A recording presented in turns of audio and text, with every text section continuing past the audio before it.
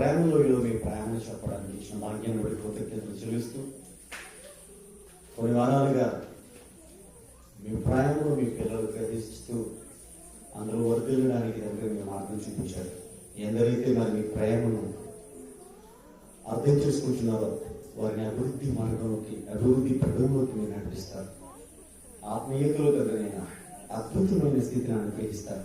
అర్థం చేసుకోలేని వారందరూ కూడా కదైనా జారిపడతారు. మరి మీ పిల్లలైన వారందరూ కూడా మీ అమూల్యమైన మాటలను గ్రహిస్తుండగా తండ్రి మీ సన్నిధిలో వారు అనేకులకు వెలిగించేవారు గురించున్నాను. యేసుక్రీస్తు వారి పరిశుద్ధ నామమును ప్రార్థించి అడిగి వేడుకుంటున్నాం అన్న తండ్రి, ఆమేన్.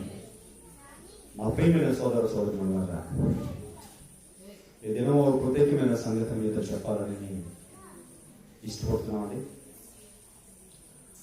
అదేంటంటే, కొవ్వొత్తుల కాంతిలో తమ కాంతిని ఆపేసుకుంటున్నారా?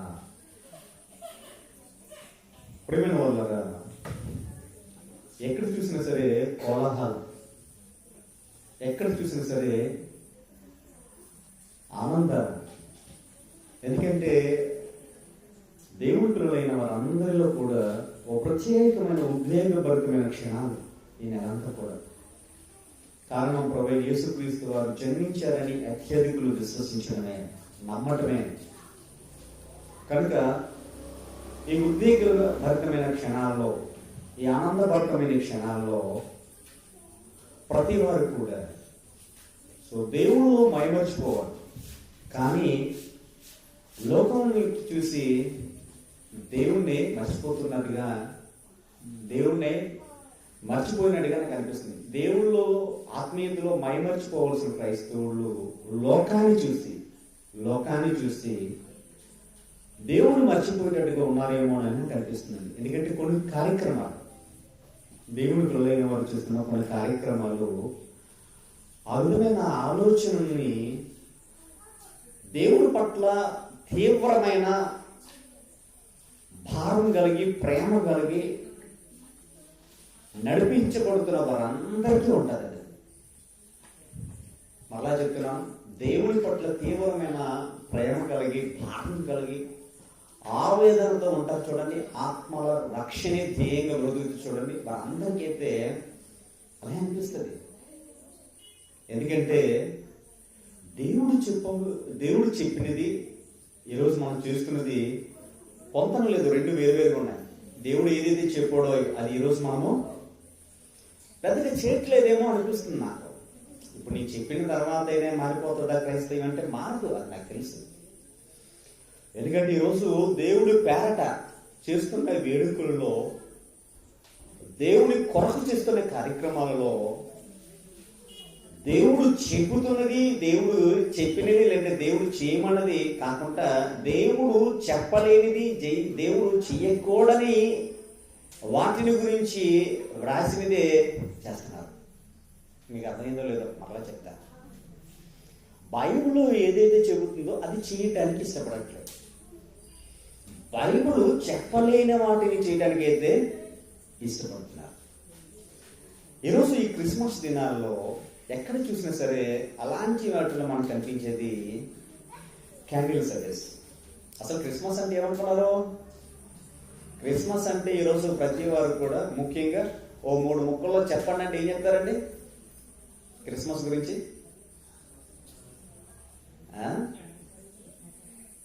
క్యాండిల్ సర్వీస్, గిఫ్ట్స్ ఇవ్వడం, చక్కగా పిండి వంటం, ఇవే కదండి 3 ముక్కల్లో చెప్పాలంటే ఇదే.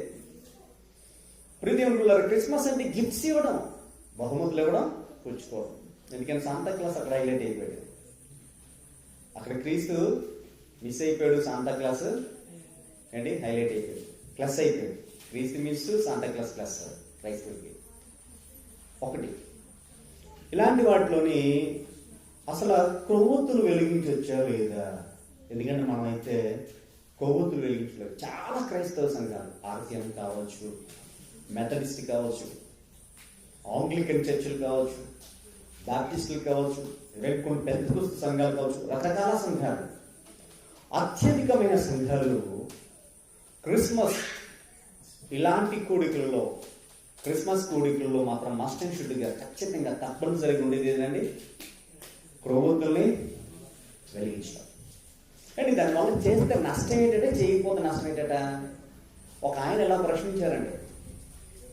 ఏమన్నారంటే, చూడండి మొన్న కరోనా టైంలోని అందరూ దీపాలు వెలిగించినంటే అందరూ ఏం చేశారు? దీపాలు వెలిగించారు లేదా? మన ప్రధానమంత్రి మోడీ గారు చెప్పారా?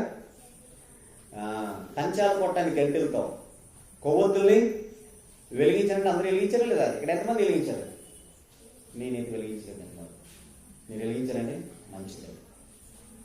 చాలా మంది వెలిగించారు. ఎందుకంటే కరోనాని గెలిచే వారి కోసం, లేకపోతే కరోనా కోసం పోరాటం చేస్తున్న వారి కోసం సంఘీభావం ఏం చేశారంటే కొవ్వొత్తుల్ని వెలిగించారు. అప్పుడప్పుడు ర్యాలీలు చేస్తుంటారు. రేట్లు పెరిగిపోయానో, లేకపోతే ఎవరినైనా చంపేశారు అనుకోండి, అప్పుడు కూడా ర్యాలీ చేస్తారు. ఏ ర్యాలీ చేస్తారండి? మౌన ర్యాలీ విత్ క్యాండిల్స్. కొవ్వొత్తులతో మౌన ప్రదర్శనగా ర్యాలీగా వెళ్తారు. మన విశాఖపట్నంలోనండి జీవీఎంసీ ఆఫీస్ ఎదురుగా ఉన్న గాంధీ విగ్రహం, గాంధీ స్టాచ్యూ దగ్గర చాలా మంది కొవ్వొత్తులు కొట్టుకుంటూ ర్యాలీ చేస్తుంటారు, నిలబడుతుంటారు. మొన్న ఉత్తరప్రదేశ్లో ఒక అమ్మాయిని అత్యాచారం చేసిన తర్వాత ఎక్కడ పడితే అక్కడే క్యాండిల్తో ఏం చేశారండి? ర్యాలీ చేశారు లేదా? సంఘీభావంగా. అంటే క్యాండిల్స్ ఎందుకు పెడతారని ఆలోచిస్తే, కొవ్వొత్తులు ఎందుకు పెడతారు లోకంలో అంటే చాలా విధాలుగా. హైందువులు అయితే దీపావళి ఇలాంటి కొన్ని పండుగల్లో ఖచ్చితంగా ఏం చేస్తారంటే దీపాన్ని వెలిగిస్తారు, కొవ్వొత్తులు వెలిగిస్తారు. కొన్నిసార్లు అంటే చనిపోయిన వారి దగ్గర అండ్ ఈ సమాధుల దగ్గర కూడా ఏం చేస్తారండి? కొవ్వొత్తులు వెలిగిస్తారు. ఆర్సీఎం లాంటి చర్చెస్లో అయితే, ఆర్సీఎం లాంటి సంఘాల్లో అయితే తమకిష్టమైన వారి కోసం ప్రార్థించడానికి వర్జిన్ మేరీ కన్యామరియా విగ్రహం దగ్గర, లేదంటే అంటే ఇన్ఫాంట్ జీసస్ అంటే బాల యేసు దగ్గర ఏం చేస్తారండి? ఒక కొవ్వొత్తు వెలిగించి తండ్రి, కుమార ఏంటి పరిశుద్ధాత్మ అంటూ ఇలా కొన్ని ప్రార్థనలు చేస్తుంటారు. ఎక్కడ? ఆ స్టాచ్యూ దగ్గర. అవునా? కొవ్వొత్తులు వెలిగించి. ఇవన్నీ మెథడిస్ట్ చర్చిలు కూడా అలాగే ఉంటాయండి. ఇలా చాలా సంఘాలలో ఏం చేస్తారంటే కొవ్వొత్తులు వెలిగించి చేస్తుంటారు. చాలా విషయాలు కొవ్వొత్తులు వెలిగిస్తూ ఉంటారు. అవన్నీ చేస్తున్నప్పుడు లేని నొప్పి, ఇబ్బంది. క్రిస్మస్ కొవ్వొత్తులు వెలిగిస్తే మీకు ఎందుకండి బాధ అంటారు. నిజమే కదండి మాట అండి. ఓ మాట అంటాను, ఇప్పుడు కొవ్వొత్తు వెలిగిస్తే దేవుడికి వెలిగే మహిమ చెప్పండి. వెలిగిస్తే మీకు ఏంటండి బాధ? ఇవన్నీ చేస్తున్నప్పుడు లేని, అప్పుడు దేవుడు చేయని అబ్జెక్షన్ ఇప్పుడు ఎందుకు దేవుడు చేస్తాడని ఓ లాజిక్ వేశారండి. నిజమే కదా? సరే, అప్పుడు చేస్తే దేవుడు అబ్జెక్షన్ చేయలేదు. ఎందుకంటే దేవుడు అబ్జెక్షన్ చేసలేదు. నీకేం తెలుసా? అది తెలియాలంటే ఏం చేయాలి?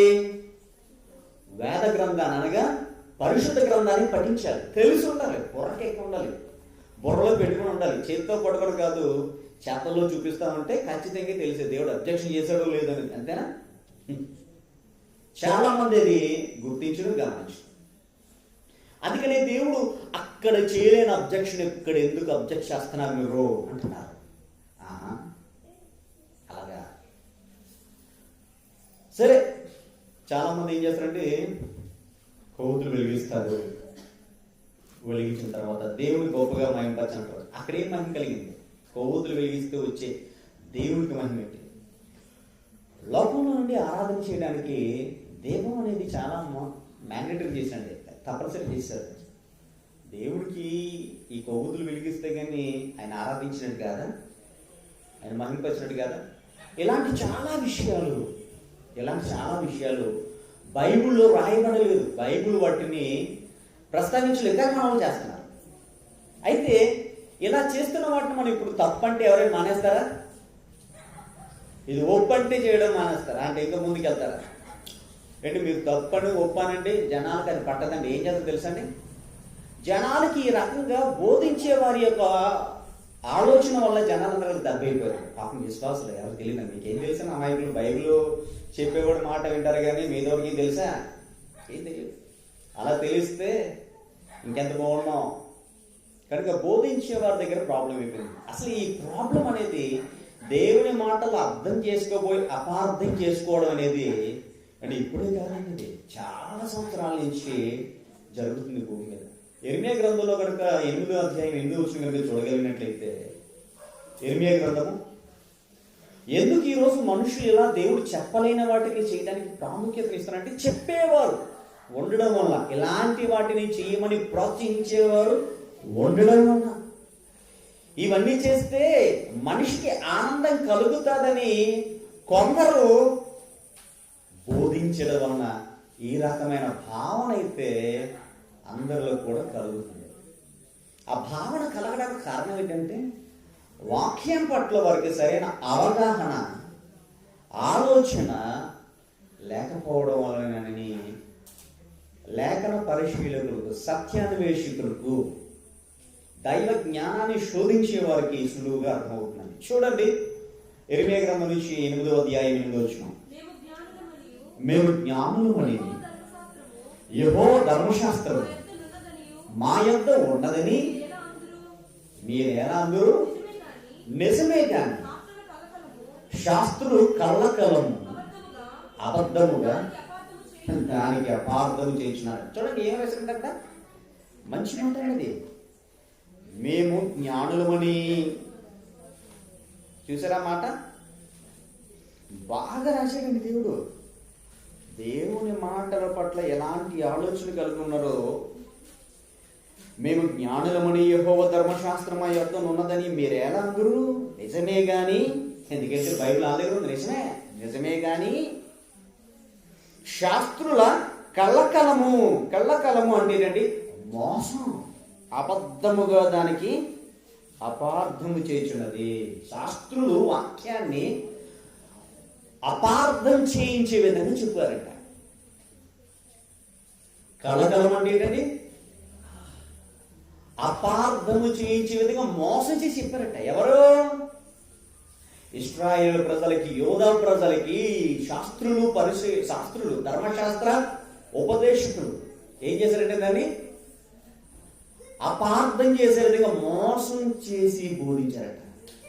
దేవుడు మాట నిజం కదండి. ఈరోజు బైబిల్లో లేని మనం చేస్తున్నాం కదండి, ఇవన్నీ మనం చేయొచ్చా అని ఎవరైనా ప్రశ్నించారా? లేదు. ఎందుకంటే అందరూ చేస్తున్నా మనం చేయాలి. ఓ బాణికి వెళ్ళిపోయారండి, వక్ర భాషను చెప్పేవారికి వెళ్ళిపోయారండి. అంటే తప్పుడు భాష్యం, తప్పుడు భావాలు బోధించే వారికి వెళ్ళిపోయారు. అంటే ఉన్నతున్నట్టుగా చెప్తే క్రైస్తవం ఏ పాటికి పరిపూర్ణమైన స్థితిలో వెళ్ళిపోయిందండి. అలా లేకే 2000 సంవత్సరాలైనా ఇగో ఇంకెలాగే ఉందండి, సంపూర్ణ కాలేదు. ఇందాక ఒక మాట చూపించారు యోహాను పత్రికలో 3వ అధ్యాయంలో, దేవుడు మూలముగా పుట్టినవాడు ఎవడు కూడా పాపము చేయజాడు. పరిపూర్ణతలకు వెళ్ళినవాడు, దేవుడు పరిపూర్ణతలకు వెళ్ళినవాడు పాపం చేయడు. పరిపూర్ణత లేనివాడు, అసంపూర్ణంగా ఉన్నాడు, ఏం చేస్తాడండి?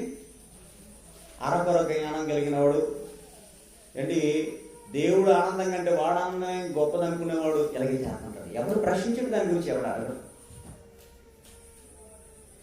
ఇంకో మాట మీకు చూపిస్తావు, హోషేయ గ్రంథం నుంచి 8వ అధ్యాయం 12వ వచనం. ఎందుకు ఈరోజు ఈ ప్రపంచంలో ఇలాంటివన్నీ జరుగుతున్నాయి? కొన్ని వేల సంవత్సరాలుగా, కొన్ని వందల సంవత్సరాలుగా అంటే వాక్యం చెప్తున్న వివరణ అండి, నా మాటలు కాదు చెప్తుంది.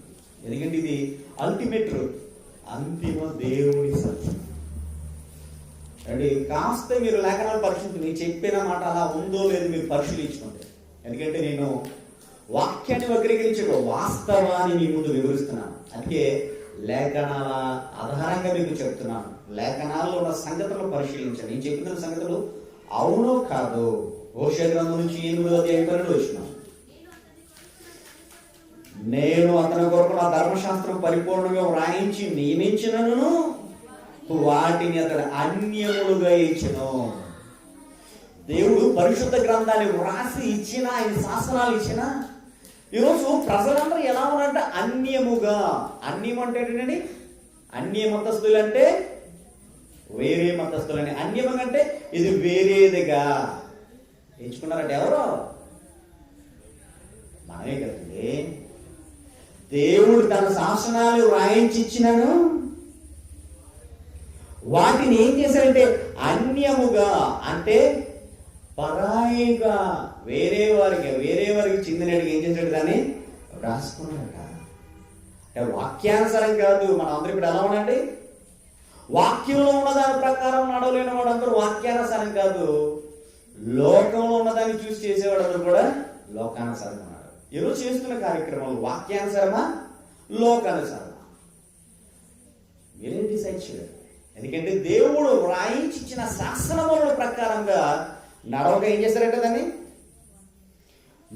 నేను అతని కొరకు నా ధర్మశాస్త్రం పరిపూర్ణంగా వ్రాయించి నియమించిన వాటిని అతడు అన్యములుగా ఇచ్చినట, అన్యములుగా ఎంచుతున్నాడట. నిజమే కదండి. ఈరోజు దేవుడు వాక్యంలో ఏం చెప్పాడు తెలియదు, దీన్ని ప్రక్కన పెట్టేశారు. అన్యముగా ప్రక్కన పెట్టేసేసారు. ప్రక్కన పెట్టేసేసి ఇదిగో మనకు తోచినవి చేస్తున్నాం.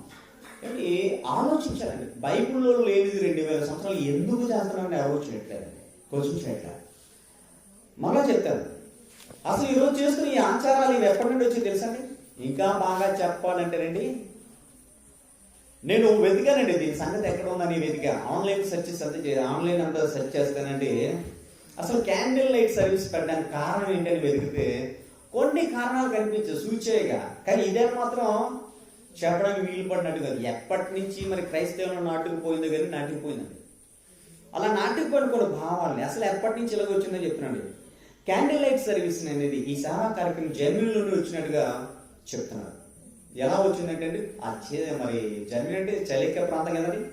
ఆ ప్రాంతంలో నడిచి వెళ్ళేటప్పుడు, ఇలాంటి డిసెంబర్ మాసం నడిచి వెళ్ళేటప్పుడు చలి చెప్పి ప్రయాణం ఉన్న వాళ్ళు మంటలు వేసుకున్నట్ట. ఆ మంటలు అలా కాస్త ఏంటంటే చర్చిలో కూడా ఏంటి ఇలాంటి ఆరాధన సమయాల్లో కూడా ఈ వెలిగించడానికి దోహదమైనట్టుగా ఈ రకంగా అంటే క్యాండిల్ సర్వీస్ వచ్చినట్టుగా మరొక ఆయన పేర్కొన్నాడు. ఇంకొకరండి, ఆర్సీఎం చర్చిలోని ప్రియమైన వారి కోసం ప్రార్థన చేసే పద్ధతి నుంచి ఇవన్నీ పుట్టుకొచ్చినట్టుగా అండి మరొకరు చెప్తున్నారు. లేకపోతే అండి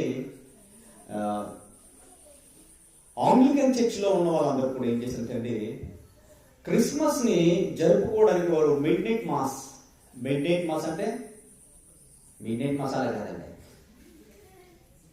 జనాలు మిడ్ నైట్ మసాలా అంటే అర్థమవుతుంది. మిడ్ నైట్ మాస్ అంటే అర్థం కాదు. మాస్ అంటే ఏంటి? మాస్ అంటే ఏంటండి? ఆరాధన. మాస్ అంటే ఓరమాస్ కాదు, ఓరపొగలు కాదు. మాస్ ఎంఏఎస్ఎస్ మాస్ అంటే వర్షిప్, ఆరాధన.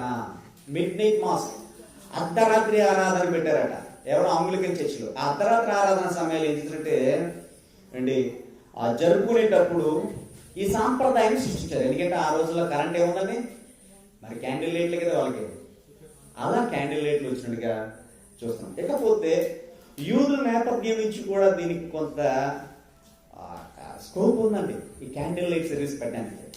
అది ఎలా అంటే హనుకీ లైట్స్ అని ఒక ఫెస్టివల్ ఉందండి, యూదుల యొక్క ఫెస్టివల్ ఆఫ్ లైట్స్ అంటారు దాన్ని. హనుకా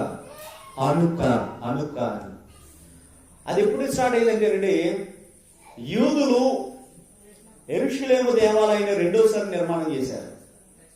ఎప్పుడు చేశారంటే అది మొదటిసారి యొక్క కోడకు కొట్టేశారు, రెండోసారి కూడా అది నాశనం అయిపోయినప్పుడు దాన్ని రిపేర్ చేశారు. ఆ రిపేర్ చేసేటప్పుడు క్రీస్తు పూర్వం 160లో రిపేర్ చేసేటప్పుడు అంటే ఒక్కరోజు లైట్స్ వెలిగించారట. దాన్ని పురస్కరించుకుని యూదులు అంటే కిస్లేవ్ మాసం అంటారు. అది ఎప్పుడు వస్తుందంటే వాళ్ళకి నవంబర్ ఎండింగ్ నుంచి డిసెంబర్ ఎండింగ్, అదే నవంబర్ ఫస్ట్ వీక్, నవంబర్ చివరి నుండి డిసెంబర్ చివరి వరకు ఉంటుందండి కిస్లేవ్ మాస్ మంత్, నెల. యూదుల క్యాలెండర్ మీకు తెలుసు కదండి. ఆ యూదుల క్యాలెండర్ కిస్లేవ్ అనే నెల నవంబర్లో స్టార్ట్ అయ్యి డిసెంబర్ దాకా కంటిన్యూ అవుతుంది. అంటే నవంబర్ ఎండింగ్ నుంచి డిసెంబర్. ఈ మధ్యకాలంలోని ఒక డేట్ పెట్టారండి, అదేంటంటే నవంబర్ 10 నుంచి డిసెంబర్ 10 నుంచి డిసెంబర్ 18 వరకు ఒక 8 రోజులు ఈ కార్యక్రమం చేస్తారంట. ఏది లైట్స్ వెలిగించే కార్యక్రమం.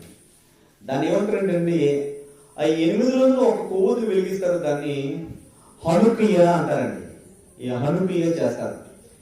ఇది చేసే టైము క్రైస్తవులు క్రిస్మస్ చేసే టైము ఒకటే టైం కదా, డిసెంబర్ మాసం చేస్తున్నాయి కదా. కాబట్టి దాని నుంచి ప్రేరణ పొంది కొంత లైట్స్ వెలిగించే పద్ధతి వచ్చిందని భావించవచ్చు. ఎందుకంటే అది డిసెంబర్ 10 నుంచి డిసెంబర్ 18 వరకు లైట్స్ వెలిగిస్తారు యూదులు. ఎందుకంటే యెరూషలేము దేవాలయం రెండోసారి పునర్నిర్మాణం చేసినప్పుడు అప్పుడు లైట్స్ వెలిగించాను. హనుకి అంటారు, యూదుల లైట్స్ ఆఫ్ ఫెస్టివల్ అంటారు. యూదుల యొక్క మరి దీపాలు వెలిగించే పండుగ. ఇలాగా ఏమైందంటే అండి, ఈ దీపాలను వెలిగించే పద్ధతి అనేది క్రిస్మస్ లోకి వచ్చింది. ఇకపోతే దీనికి మన వాళ్ళు మరి చాలా చక్కగా ఏం చేశారంటే అండి, వాళ్ళు భాష్యాలు చెప్పారు. ఎలా భాషలు చెప్పారంటే తెలిసిందే కదండి.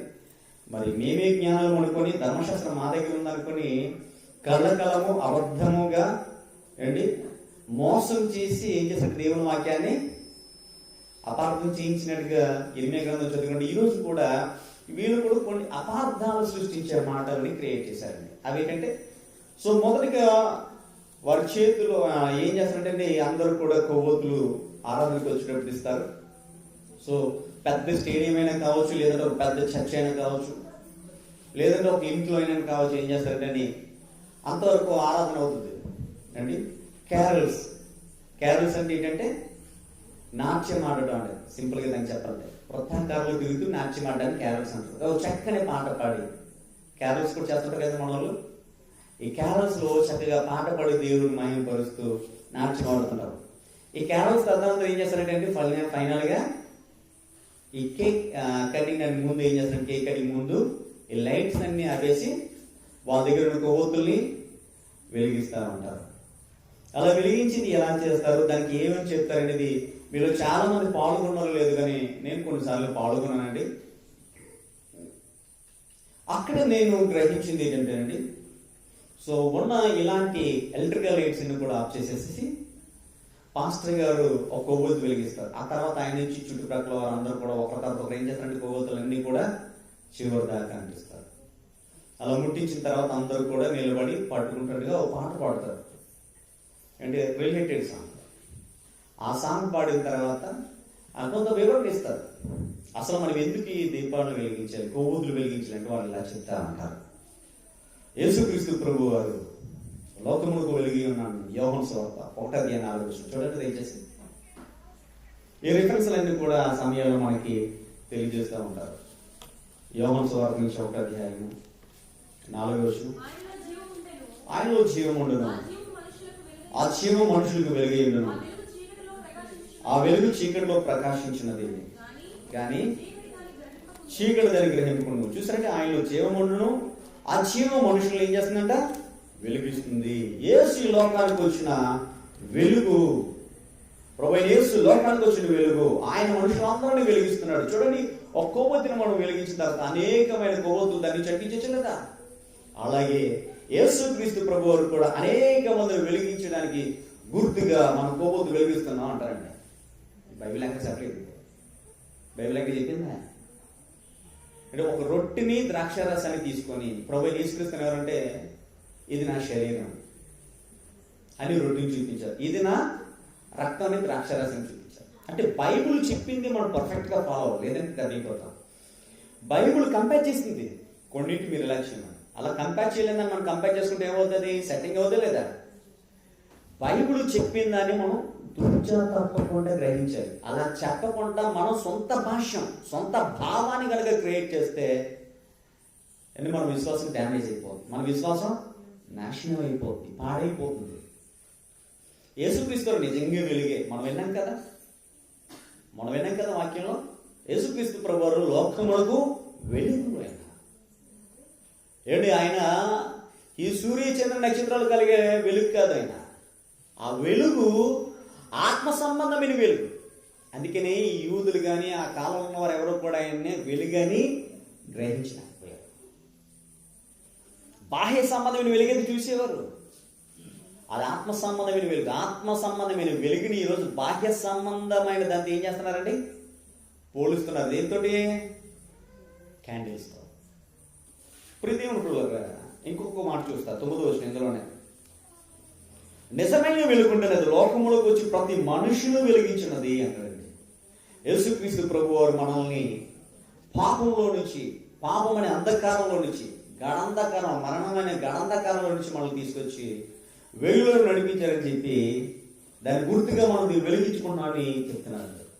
దానికి మనం చాలా మంది చాలా భాషలు చెప్తారు. ఏం భాష చెప్తారంటే, ఒక కొవ్వొత్తి ప్రక్కన ఉన్నవాడికి మనం వెలిగిస్తున్నాం అంటే అర్థం ఏంటంటే, ప్రక్కన ఉన్నవాడు వెలిగించబడాలని ఆలోచన కలిగి ఉన్నామని. మంచిదే, బాగుంది, దాన్ని మనం తప్పట్టలేదు. ఎక్కడ తప్పు పడుతున్నాను అంటే నాకు ఎక్కడ తప్పు అనిపించిందండి ఈ సంగతులన్నీ. కొవ్వొత్తి అయితే ఈజీగా వెలిగిస్తున్నాం, వెలిగించిన సహాయపడుతున్నాం, అదే రీతిగా దేవుని ప్రేమను చూపించగలుగుతున్నావా? అదే రీతిగా అతని ఆత్మను వెలిగించగలుగుతున్నావా? ప్రక్కన ఉన్నాడు క్రైస్తవుడే, అన్యుడు కాదు. మీటింగ్కి వచ్చేవాడు ఎవరండి? చర్చిలో ఉన్నది ఎవరండి? క్రైస్తవుడు కొవ్వొత్తి వెలిగించుకుంటారు. కానీ ఒక అన్యులను వెలిగించగలుగుతున్నావా? కొవ్వొత్తి ఎవడైనా వెలిగిస్తారు. కొవ్వొత్తి వెలిగించే సందర్భాలు ప్రపంచంలో కొక్కలు ఉన్నాయి లేదా? ఎవరిని అత్యాచారం చేస్తే, ఎవరికైనా అన్యాయం జరిగితే కొవ్వొత్తి వెలిగిస్తారు. యుద్ధం జరిగితే శాంతి కోసం కొవ్వొత్తి వెలిగిస్తారు. ఎవరినైనా మహాత్ములు గుర్తు చేసుకుంటే కొవ్వొత్తి, వర్ధంత రోజులు ఈ మధ్య ఏం చేస్తున్నారు? అందరూ కొవ్వొత్తులు వెలుగుతారు లేదా? అన్ని చేస్తున్నారు, అన్నిటికీ కొవ్వొత్తి వెలుగుతారు. దానికి దీనికి తేడా ఉంది. నువ్వు వెలిగించవలసిన కొవ్వొత్తి కాదు, కొవ్వొత్తి వెలిగించేటప్పుడు చేసే ఈ కోఆపరేషన్ కూడా కాదు. ఏం కావాలంటే ఒక ఆత్మని వెలిగించాలి. అది చేయకుండా ఇలాంటి ఎన్ని ఒత్తులు వెలిగించుకుంటే ఏంటి ఉపయోగం? అలా ఒత్తులు వెలిగించుకోవడమే కానీ నీ ఒత్తి ఆడిపోతుందో లేదైతే తెలియదు. మన ఒత్తి ఏంటి? దేవుడు మనల్ని వెలిగించలే లేదా? వెలిగించడు దేవుడు. ప్రేమ వాళ్ళ దేవుడు మనల్ని వెలిగించాడు. ఎలా చెప్పాలంటే ఓ సామెత ఉందండి మన తెలుగులో, ఆరిపోయే దీపానికే వెలుగు ఎక్కువట. నిజమంటారా? నిజమేనండి. సూర్యుడు సూపర్ నోవాగా మారిపోయాడు అనుకోండి, బ్లాక్ హోల్ కింద అయిపోతుంది అండి. అదే నక్షత్రం, క్షమించండి, సూర్యుడు ఓ నక్షత్రం సూపర్ నోవాగా మారిపోతుంది. అంటే అతి పెద్దగా ఏంటి, జైంట్ స్టార్ గా మారిపోతుంది. అలా మారిపోయేది ఏదంటే ఓ బ్లాక్ హోల్గా అయిపోయి మీద అన్నింటినీ మింగేస్తుంటారు. అది ఆరిపోయింది. అలాగే ఆరిపోయే దీపం ఎలాగైతే బాగా రెపరెపలాడుతున్నాం, మనల్ని కూడా రెపరెపలు ఇలాంటివి చేస్తున్నారు. కానీ నిజంగా దేవుళ్ళు అయితే లేదండి. వాస్తవం చెప్పాలప్పుడు దేవుని పిల్లరా, ఎందుకు ఇది వాక్యానుసారం కాదు అని నేను అంటున్నానంటే, కొవ్వొత్తులు వెలిగించిన దాకా తీసుకొచ్చారండి మనుషులు. కానీ మనుషులు వెలిగించిన దాకా అయితే కథలు వెళ్ళలేదు. నువ్వు కొవ్వొత్తు వెలిగించుకోరని అపవాది మనకి ఏం చేస్తుంది? జాగ్రత్తగా నల్లకరాదులు పెట్టింది. కానీ వెలిగించవలసింది కొవ్వొత్తు వెలిగించాలా? ఓ మనిషి ఆత్మను వెలిగించాలా? దేవుడు దేన్ని ఇష్టపడుతున్నాడండి? ఆలోచించండి. దేవుడు ప్రేమైన వాళ్ళగా యోహాను సువార్త 8:12 కూడా ఇంకొక మాట యేసుక్రీస్తు గారి గురించి ఇవన్నీ వాళ్ళు చెప్తుంటారండి. యోహాను సువార్త 8:12 మరలా యేసు, నేను లోకములకు వెలుగును, నన్ను వెంబడించేవాడు చీకట్లో నడవక జీవపు వెలుగులో ఉంటాడు అన్నారు. ఇవన్నీ చూపించారండి. నన్ను వెంబడించేవాడు చీకట్లో నడవక జీవపు వెలుగులో ఉంటాడు. వెలుగులో ఉన్నవాడు తన చుట్టూన్న వెలుగును ఆపేసుకొని చీకటి చేసుకొని దాన్ని మళ్ళీ వెలిగించుకోవాల్సిన అవసరం ఉంటుందా? కానీ చేసేది అదే ఈరోజు మన వాళ్ళు. నిజం చెప్పాలంటే అండి, మన ప్రారంభం, మన ప్రస్తావన ఎక్కడి నుంచి మొదలైందండి? ఈరోజు మన ప్రస్తావన ఎక్కడి నుంచి మొదలైందండి? చెప్పండి. మీరు వెలుగు సంబంధంలో మనందరం ఎవరండి? ఫస్ట్ చీకటి సంబంధమే. కీర్తన 18:28 చూస్తే, నా దీపము వెలిగించేవాడు నీవే, నా దేవుడే యెహోవా, చీకటిని నాకు వెలుగుగా చేయను. మన దీపాన్ని వెలిగించిన ఆయన. మన దీపం ఏదండి? ఆత్మ. మన ఆత్మ ఆరిపోకుండా మన ఆత్మను వెలిగించాడు ఆయనే. ప్రభువైన యేసుక్రీస్తు వారి ద్వారా మనల్ని వెలిగించాడు. ఒక క్యాండిల్తో ఎన్ని క్యాండిల్నైనా వెలిగించవచ్చు. కానీ ఒక మనిషిని మరో మనిషిని వెలిగించాలంటే క్యాండిల్ వెలిగించినంత సులువు కదని చాలా కష్టపడాలి, చాలా ప్రయాసపడాలి. నీ ఆత్మను వెలిగించడానికి ఆయన త్యాగం చేశాడు, ప్రాణత్యాగం చేశాడు. నీ ఆత్మ వెలిగించడానికి ఎంతో మంది ఏం చేశారంటే కష్టపడ్డారు, సువార్త చేశారు, శ్రమకు వచ్చారు, బాధలకు వచ్చారు నీ ఆత్మను వెలిగించడానికి. అలా వెలిగించబడి నీ ఆత్మ ఈరోజు ఏమేమి తెలుసా? తెలియకుండానే మనుషులు వాక్యానికి అపార్థం చేసే దాంట్లో పడిపోయి ఏమైపోయారండి? ఆర్పేసుకుంటున్నారేమో నాకు అనిపించిందండి. ఫిలిప్పీయులకు రాసిన పత్రిక నుంచి ఇంకో మాట మనం చూద్దాం. ఎఫెసీ పత్రిక 5వ అధ్యాయము 8-9 చదువుదాం. మీరు పూర్వమందు ఎలా ఉన్నారండి? చీకటి అయి ఉంటుంది. ఇప్పుడైతే ప్రభువునందు మీరు వెలుగై ఉన్నారు. ఇప్పుడైతే, ఒకప్పుడు మీరు చీకటి, పాపం అనే చీకటిలో అంటే కన్ను మిన్ను కానకుండా మనసుకు తోచింది, శరీరంతో వచ్చిన కోరికలు నెరవేర్చుకుంటూ ఇష్టం వచ్చిన రీతిగా బ్రతికి నాశనం అయిపోయే స్థితి అది. పూర్వమందు మీరు చీకటి అయి ఉండదు. ఇప్పుడైతే ప్రభువునందు వెలుగంటే ఏంటండి? మంచి చెడుల డిఫరెన్స్ మీకు తెలుసు, వ్యత్యాసం మీకు తెలుసు. మంచిగా బ్రతకడం మీకు తెలుసు, నీతిగా బ్రతకడం మీకు తెలుసు, న్యాయంగా బ్రతకడం మీకు తెలుసు. అదే చెప్పాడు 9వ వచనంలో. వెలుగు ఫలము సమస్త విధమైన మంచితనము, నీతి, సత్యమును వాటిలో కనబడుతుంది. వెలుగు సంబంధులైన మీలో ఏం కనవాలంటేనండి? మంచితనం కావాలి. అంటే నేను అంటాను, ఈరోజు కొవ్వొత్తులు వెలిగిస్తున్న వారందరూ, ప్రక్కన వాళ్ళు కొవ్వొత్తులు వెలిగిస్తున్న అందరూ, క్రీస్తు పుట్టాడు, క్రీస్తు లోకానికి వెలిగిన కొవ్వొత్తుతో పోల్చుకుంటాను మహానుభావులందరికీ నేను అంటున్నాను. కొవ్వొత్తు వెలిగించడం కాదయ్యా, నిజంగా నువ్వు క్రీస్తు ద్వారా వెలిగించబడిన వాడు అయితే నీలో మంచితన ప్రక్కన చూపించాలి, నీలో నీతి నీ ప్రక్కన చూపించాలి, నీలో న్యాయం నీ ప్రక్కన చూపించాలి. అంటే ఈరోజు కొవ్వొత్తులు పాస్టర్ గారు ఇస్తారు కాబట్టి చాలా ఈజీగా వెలిగించేస్తున్నారు. మీకు తెలుసు లేదోనండి, ఫారెన్ అంటే విదేశాల్లో ఏమన్నా తెలుసండి, ఈరోజు క్యాండిల్ లైట్ సర్వీస్కి సినిమా టికెట్లు కొనుక్కోనట్ట. మీకు తెలుసా సంగతి? ఆ టికెట్ ఎంత కాస్ట్ పెట్టాడో మనకు తెలియదు. నేను నెట్లో కొడితే కావాల్సిన క్యాండిల్ లైట్ సర్వీస్ టికెట్స్ అంటే మీకు ఈజీగా దొరుకుతుంది, సెర్చ్ చేస్తే గూగుల్లో. టికెట్స్ పెడుతున్నారు సినిమా టికెట్కి, సినిమాకి వెళ్ళినప్పుడు టికెట్ కొనుక్కున్నట్టుగా, పార్క్ వెళ్ళినప్పుడు టికెట్ కొనుక్కున్నట్టుగా, బస్సు ఎక్కినప్పుడు టికెట్ కొనుక్కుని, క్యాండిల్ లైట్ వెలిగి టికెట్ పెట్టారు. ఇంకా మన అదృష్టవంతులం, ఎందుకంటే మన సేవకులకి ఎవరికి దాటలేదు. వస్తే ఏం చేస్తారు? మీరు కొవ్వొత్తు తీసుకొస్తానన్నా కుదరదు, మేమే కొవ్వొత్తు ఇస్తాం, మేమిచ్చి కొవ్వొత్తి స్పెషల్. ఈ కొవ్వొత్తు కాస్ట్ అయినా ఇది వెలిగిస్తే దేవుడికి మహిమ, నీ దగ్గర కొవ్వొత్తు వెలిగిస్తే సాతానికి మహిమ అంటారు. ఎత్తరా లేదా? చేస్తారా? నేను విమర్శిస్తున్నాను కాకపోతే మాట అంటాను, స్ట్రైట్ ఫార్వర్డ్గా మిమ్మల్ని అందరినీ ఉద్దేశించాను. అసలు పండగంటే ఎంత ఇష్టం మాకే. ఈ వీక్నెస్ పట్టుకుని ఏం చేస్తుంటే చాలా మంది ఏం చేస్తారంటే క్యాష్ చేసుకోవడం ప్రారంభించారు. అంటే ఎక్కడైతే వీక్నెస్ ఉంటుందో అక్కడే క్యాష్ చేసుకోవడం కూడా ఉంటుంది. ఏమా రైట్? అవునా కదా? అంతేనండి. సినిమా వాళ్ళు మీరు చూడండి, జనాలకి ఉన్న బలం మీద ఏంటంటే కామోద్రేకం, దాన్ని బేస్ చేసుకుని డబుల్ మీనింగ్ డైలాగులు, డబుల్ మీనింగ్ సాంగ్స్, అంటే అలాంటి సన్నివేశం పెడతారు. ఎందుకంటే జనాల వీక్నెస్ ఏంటంటే అది, అంటే కామాతృత, అది పట్టుకుంటాడు. అందుకే కోటీశ్వరుడు చదివండి, వాడు ₹1,00,00,000 పెడతారు, ఎంత వస్తుందా లాభాలు? వద్దం లేదు, సినిమాలకే వచ్చేస్తున్నాయి, సీరియల్ కాలం వస్తున్నాయండి. వీక్నెస్ క్యాచ్ చేసుకున్నాడు. మన వాళ్ళు కూడా పండగల పేరు ఏం చేశారండి? క్యాచ్ చేసుకున్నారు. బాగా మాకు టికెట్ పెట్టారండి క్యాన్సిల్ సర్వీస్, మన వాళ్ళకి పెట్టలేదు. పెడితే ఏమైపోతారు? మేము పాల్గొం పాస్టర్ గారు అంటారు. మీరు అందరూ ఒక క్యాండిల్కి 500 అంటే ఏం చేస్తారు? ఏమో పెట్టేస్తారేమో ప్రసంగాన్ని తర్వాత కూడా జనాలు ఆలోచించారు. ఎటు ప్రక్కనున్నోడికి కష్టం ఉంటే ₹10 ఇవ్వలేదు, నువ్వు ప్రక్కనున్నోడు ఆకలితో ఉంటే ఆకలి తెచ్చలేము మనం, ప్రక్కనున్నోడు ఇబ్బంది పడుతుంటే వాడి దగ్గరికి వెళ్ళి ఏమైందిరా అని ఓదార్చలేము మనం. ఏ మంచిదని చూపిస్తామంటే అందుకంటాను, మన అపవాది ఎలా టర్నర్ చేసిందంటే, దేవుడు వెలుగు లోకంలో ప్రకాశింపనవ్వకుండా, నీ వెలుగు లోకంలో ప్రకాశింపనవ్వకుండా నేనేం చేసిందండి? నీ ఆత్మీయ జీవితాన్ని ఏంటి అంతత్వాన్ని కలిగేసింది, ఆపేసింది. నువ్వు వెలిగించవద్దు ప్రక్కన క్యాండీలో మరొకటి కాదండి, నువ్వు వెలిగించినవాడు ఆత్మను వెలిగించాలి. ఆత్మను వెలిగించాలంటే ఇదండి, చాలా మంది క్యాండిల్ వెలిగించి దీనివల్ల సహకారతత్వం, ప్రేమతత్వం పెరుగుతుందంటారు. కొవ్వొత్తి వెలిగిస్తే ఏది వెలిగిస్తే పెరుగుతుందండి? ప్రేమతత్వం.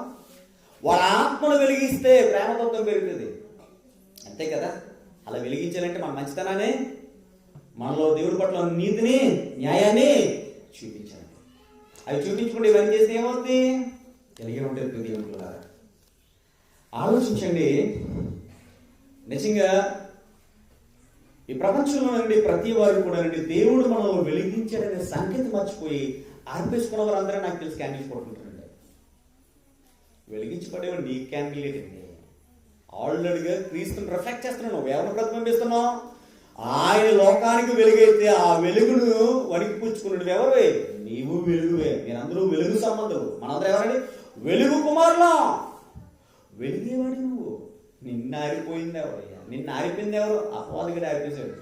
చూడండి, ఈ లైట్లన్నీ ఆపేసి కొవ్వొత్తులు పట్టుకుని ఇప్పుడు మనం దేవుడు మహిమపరుచుకుందాం. క్యాండిల్ లైట్స్ వేస్తారా? క్రీస్తుని జ్ఞాపం చేసుకుంటాం. క్రీస్తుని జ్ఞాపం చేసి కొవ్వొత్తు కాదయ్యా, క్రీస్తు సువార్త ప్రకటించి ఏం చేయాలండి? జ్ఞాపం చేసుకోలేదా? ఏం చేస్తున్నాం మనం? అందుకన్నా వాక్యం చెప్పలేని వివరణని పోలికలు పెట్టకూడదు. వాక్యం చెప్పలేని పోలికే. ఈ పోలిక ఎలాంటివాడిదండి? భయంకరమండి. నిజంగా క్రైస్తుడు ఎలా ఉండాలంటే కొవ్వొత్తు పట్టుకుని వెలిగించి ఇది క్రీస్తు వెలుగనే కంటే నువ్వు మండిపోతూ నువ్వు వెలిగిస్తూ ఉండేవాడిగా ఉండాలి. యేసుక్రీస్తు కోసం యోహాను ఎలా ఉండదో తెలుసండి? తండ్రి దేవుడి కోసం యోహాను సువార్త నుంచి 5:35 ముగించేస్తున్నా మాటలు. ఆఖరి 2 రెఫరెన్స్ చూపించి ముగిస్తాను. చూడండి, యోహాను సువార్త నుంచి 5:35. ఏంటి? బాప్తిస్మిచ్చి యోహాను అతడు మండుచు ప్రకాశించుచు దీపమై ఉన్నాడట. ఎవరు? బాప్తిస్మిచ్చి యోహాను అండి. ప్రకాశించిన దీపం ఉన్నాడంట. దేవుని మాటలు చెబుతుంటే ఆ దేశపు రాజు ఏమైపోయాడండి? యోధా దేశపు రాజు ఏ రోజు భయపడ్డాడు లేదా? భయపడ్డాడు. మండుతుంటే పురుగులు లాంటి ఎవరు నీ దగ్గర వస్తారా? ఓ దివిటి మండుతుంటే పురుగులు వస్తుంది ఏమైనా? ఈ చూపులేట్లు చల్లగా ఉంటాయి కాబట్టి వస్తున్నాయి. అదే ఎలోజన్ లైన్ పెట్టండి, ఎలా ఉంటుంది? దగ్గరకు వస్తే కాంతికి ఆకర్షించబడతాయి పురుగులన్నీ. చివరికి ఏమవుతుంది? మాడిపోయి. దేవుడి కొరకు అతను మండుతున్నంత వరకు ఎవడు సమీపించలేకపోయాడు. ఎవరిని? యోహాను జోలికి వెళ్ళలేకపోయాడు. అలా క్రీస్తు కోసం బ్రతికాడు ఎవరండి? క్రీస్తుకు ముందు ఏం చేశాడు ఆయన? మార్గాన్ని సిద్ధించేసి. నిజంగా నీవు పూర్వమందు చీకటి ఉన్నప్పుడు క్రీస్తులో వెలుగుతున్నవాడు అయితే, వెలిగింపబడినవాడు అయితే, నువ్వు కూడా మండుతున్నవాడుగా నీలో మంట ఉండాలి. నువ్వు వెలుగుచున్నవాడిగా నీ వెలుగు ఉండాలి. మనం ఇప్పుడు మండుచున్నావా? లేదండి. సండే మాత్రమే గుడికి వస్తున్నాం. మనం మండట్లేదు. ఏం చేస్తామంటే సండే వస్తాం, మిగతా రోజులన్నీ దేవుడికి ఎండబెట్టేస్తున్నాం. ఆరాధన లేవు, ప్రార్థన లేవు, దేవుని సేవ పట్ల ధ్యాస లేదు. అంతేనా? సండే వచ్చి నీవు మిగతా రోజులు దేవుడిని ఏం చేస్తున్నట్టు అంటే మండబెట్టేలా చేస్తున్నావు, అంటే మంట పుట్టించేలా చేస్తున్నాం. ఇంకేం చేస్తాం? మండే క్రైస్తుడు ఈరోజు ఎలాగైపోయాడండి? వన్ డే క్రైస్తుడిగా మారిపోయాడు. ఈరోజు మండవలసిన క్రైస్తుడు ఎలా ఉన్నాడంటండి? క్రీస్తు కోసం పండగలో ఉండే క్రైస్తుడిగా మారిపోయాడు మనోడు. దేవుడి కొరకు ఈరోజు క్రైస్తువులు మండవలసిన ఎలా చెప్పారంటే దేవుణ్ణి పీడించే క్రైస్తులుగా మారిపోయారండి. ఆయన పిండే క్రైస్తులుగా మారిపోయారు. ఎలా పిండే క్రైస్తులుగా మారిపోయారు? తండ్రి మాకు అది కావాలి ఇది కావాలంటే కానీ దేవుడి కోసం మంటగా మాత్రం అయితే బ్రతకం. మీకు అర్థమవుతున్న మాటలు? క్రైస్తువుడైతే మండుతూ ఉండాలండి. ఆ మంట, ఒక మంట ఎలాగైతే మండుతుంటే దాని నుంచి వేడి వెలుతురు రెండు వస్తాయి. సూర్యుడు మండుతున్నప్పుడు వేడి వస్తుంది, వెలుతురు వస్తుంది. అన్ని వెలుగులోకి అనేకలు రావాలి. మీరు ఎలా ఉండాలంటే దీపం స్తంభం మీద పెట్టబడిన దీపమై ఉండాలి. అక్కడ దీపస్తంభం మీద పెట్టిన కొవ్వొత్తులో ఉండాలి. చేతిలో పట్టుకుని కొవ్వొత్తుకి ఇది క్రీస్తు తీసేవారు అనుకోండి. ఆయన మన కోసం తన జీవితాన్ని అర్పిస్తున్నాడు అనుకోకండి. మనం ఎలా ఉండాలంటే ఇప్పుడు దీపస్తంభం మీద పెట్టిన దీపంలా ఉండాలి. దేవుడి ప్రేమ ఈరోజు అలానేమో చీకట్లో వెళ్ళిపోయి దీపం పట్టుకొని క్రీస్తుని గుర్తు చేసుకుంటే అది ఎంత హాస్యాస్పదం అండి. నాకైతే అలాగే అనిపించింది. మరి మీకేమనిపిస్తుంది? నాకు ఆలోచించండి దేవుడి ప్రేమైన వారు. ఈరోజు అందుకని ఈరోజు మనం వాళ్ళందరూ ఏమైపోయారంటే మొదటి దశ పత్రిక 5:19 చెప్పినట్టుగా ఆత్మను ఆర్పకుడి. అక్కడ ఏముందండి? మనలో ఉన్న ఆత్మను ఏం చేశాండి? ఆర్పేసుకున్నాం. చీకటిలో నుంచి వెలుగులోకి తీసుకొచ్చాడు. మొదటి పేద పత్రిక 2:9 చూస్తే ఏంటి మనలందరినీ దేవుడు తన ఆశ్చర్యకరమైన తన వెలుగులో తీసుకొచ్చాడట. చీకటిలో నుండి మనలందరినీ తన ఆశ్చర్యకరమైన వెలుగులో తీసుకొచ్చాడు. వెలుగులో తీసుకొచ్చిన మనం లైట్లు ఆపేసి చీకటి చేసుకుని లైట్లు పట్టుకుందాం, క్రీస్తుని గుర్తు చేసుకుంటే పిచ్చి తక్కువ అంటే బుద్ధిహీనత, బుర్ర తక్కువ. క్రీస్తుని ఎప్పుడు చూపిస్తూ ఉండాలి. కొవ్వొత్తులు కరగవలసిన నువ్వే కానీ క్రీస్తు కాదు. క్రీస్తు కొవ్వొత్తులు కరిగిపోయాడా? ఆ పోలిక సరికదండి. ఎందుకంటే క్రీస్తు ఎప్పుడు మండుతూ ఉండేవాడు, ఎప్పుడు వెలుగుతూ ఉండేవాడు. ఎవరో యేసు ప్రభువు. అంటే భూమి మీద మనుషులకు వెలిగించిన క్రీస్తు పరలోకానికి వెళ్ళిన తర్వాత అక్కడ ఆయన వెలుగుగా ఉన్నాడా లేదా? పరలోకం వెళ్ళిన తర్వాత ఏందో ప్రకటన గ్రంథంలో అక్కడ ప్రభువైన యెహోవా, ప్రభువైన యేసుక్రీస్తు వారు కాంతిలో మనందరూ తిరుగుతుంటామంట. ఇంకా అక్కడ సూర్యుడైనా చంద్రుడైనా అక్కర్లేదు, అవసరం ఉంది అక్కడ పరలోకంలో.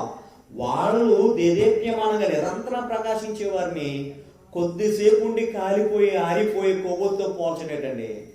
అందుకని బైబిల్ పోల్చిన వాటిని మనం పోల్చకూడదు, దాన్ని మనం స్వీకరించకూడదు. బైబిల్ దేని పోల్చింది? రొట్టిని ద్రాక్షరసాన్ని పోల్చిందా? ఎస్, దాన్ని అంగీకరించండి. దీపస్తంభాన్ని పోల్చిందా వాక్యం? ఆ దీపస్తంభం సంఘమే. దీపము దీపస్తంభం సంఘం గురించి ఇప్పుడు ఏడు దీపస్తంభాల మధ్య తిరుగుచున్నవాడు రాయబడింది ప్రకటన 1:13 వచ్చింది. అర్థమేంటి? 7 సంఘాల మధ్య తిరుగుతున్నవాడు అని అర్థం. దేవుడు మనలో కూడా ఏం చేశాడంటే దీపస్తంభం మీద పెట్టే ఓ దీపంలో పోల్చాడు లేదా? కానీ మనం ఏంటి ఇవన్నీ చేస్తున్నాం అంటే, నేను ఎందుకు ఈ ఒక్క విషయం మీద మీకు ప్రస్తావించి చెప్తున్నానంటే, బాగా గమనించండి. వెలుగవలసిన వాడు ఈరోజు ఆరిపోయే స్థితిలో ఉన్నాడు. వాడు ఆత్మీయ జీవితాన్ని అరుపుకొని ఈ మనుషులు రకరకాల పద్ధతులతో చేస్తున్న దాన్ని ఇందులో కూడా తీసుకొచ్చేసేసి కొవ్వొత్తులు వెలిగించాం. ఇది దేవుడికి మహిమ అంటున్నాడు. ఇలాగ దేవుడు గుర్తు చేసుకోవాలనుకుంటున్నాడు. గుర్తు చేసుకోవాల్సింది దీంట్లో కాదయ్యా. యేసుక్రీస్తు ప్రేమలో త్యాగంలో గుర్తు చేసే గౌరవం. ఆయన మనం ఏం చేయాలంటే మన క్రియల్లో సమాజానికి చూపించగలగాలి. చూపించడానికి కొవ్వొత్తు ఒకటే కాదు. కనుక ఈరోజు ఇలా చేస్తున్నారు అందరూ. ఆత్మీయ జీవితం ఏమైందంటది? దశమ రాసిన పత్రిక ప్రకారంగా దేవుడి కోసం మండవలసిన క్రైస్తవులు ఈరోజు దేవుడి కోసం మండకుండా దేవుడిని పీడించేవారుగా, దేవుడిని వేధించేవారుగా, దేవుణ్ణి మంట పెట్టేవారుగా, దేవునికే మంట పెట్టేవారుగా మారిపోయారు నాకు తెలిసి. సో మనం ఎలా ఉండాలంటే ఎలాగే ఉండాలి. సో ఈరోజు ఎక్కడైనా ఈ భావం నుంచి మారుదాం. దేవుడు చెప్పని ఈ కొవ్వొత్తు పట్టుకొని ఇది క్రీస్తుని గుర్తు చేసుకోండి. క్రీస్తు గుర్తు చేసుకోమన్న దాన్ని మనం గుర్తు చేసుకోవాలి. ఏం చెప్పాడండి? ప్రభుత్వాల్లో పాల్గొన్నప్పుడు మనందరం చెప్తాం. 1 కొరింథీ పత్రిక 11 ఉంటాయి కదా, ఆయన వచ్చి పర్యంతరం ఆయన మరణమును రక్షించుదు. అది జ్ఞాపకం చేసుకోవాలి. ఏది జ్ఞాపకం చేసుకున్నాడో అది జ్ఞాపకం చేసుకుందాం. అది చేసుకోవాల్సిన మానేసి ఇది ఎలా జ్ఞాపకం చేసుకోవడం ఏం సంబంధించాలి?